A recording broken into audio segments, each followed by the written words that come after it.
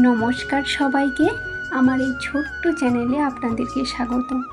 আজ আমি বানাতে চলেছি খুব কম উপকরণে এবং খুব সহজ পদ্ধতিতে ডিমের কষা রেসিপি। তাহলে আর দেরি না করে চলুন শুরু করা যাক। প্রথমে আমি ডিমগুলোকে সেদ্ধ করে নিয়ে এইভাবে মাঝখান থেকে একটি ছুরির সাহায্যে কেটে নিয়েছি। তারপর তেল ভালোভাবে গরম হয়ে গেলে হলুদ ও লবণ দিয়ে ডিমগুলোকে সোনালি রং হওয়া পর্যন্ত ভেজে নেব।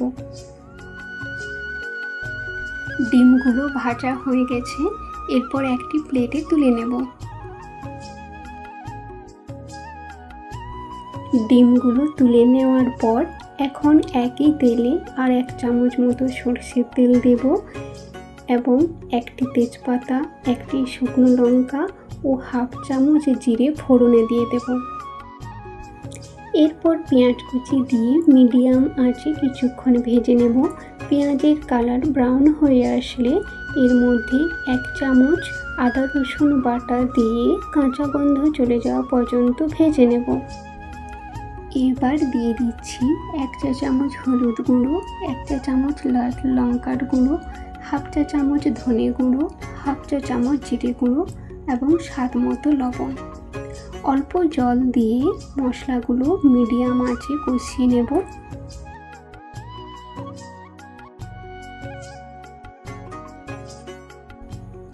মশলা থেকে যখন তেল ছেড়ে আসবে তখন কেটে রাখা আলুগুলো দিয়ে দেব।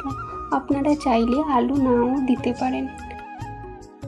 আলুগুলো দিয়ে মশলার সঙ্গে ঢাকা দিয়ে কিছুক্ষণ কষিয়ে নেব।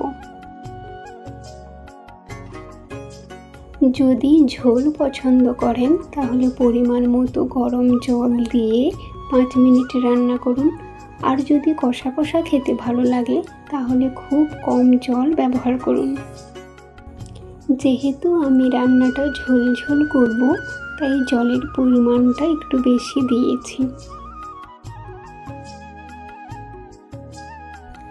ঝোল ফুটে গেলে এর মধ্যে ভেজে রাখা ডিমগুলো দিয়ে দেব।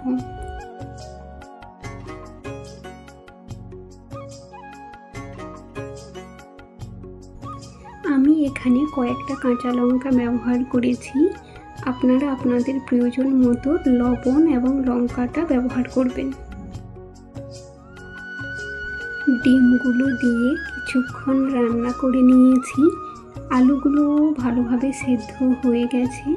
এরপর আমি এর মধ্যে 1/2 চা চামচ গরম মশলা গুঁড়ো দিয়ে নামিয়ে নিলেই রেডি হয়ে যাবে ডিমের কারি রেসিপি। গরম ভাত, রুটি, পরোটা বা লুচির সঙ্গে পরিবেশন করুন। আশা করি রেসিপিটি আপনাদের ভালো লাগবে। ভিডিওটি যদি ভালো লাগে লাইক করবেন, কমেন্ট করে জানাবেন আপনারা পরের ভিডিওতে কোন রেসিপি দেখতে চান। আর এমন আরও সহজ, সুস্বাদু ও ঘরোয়া রেসিপির জন্য চ্যানেলটি সাবস্ক্রাইব করে পাশে থাকা বেল আইকনটি চাপতে ভুলবেন না। ধন্যবাদ সবাইকে।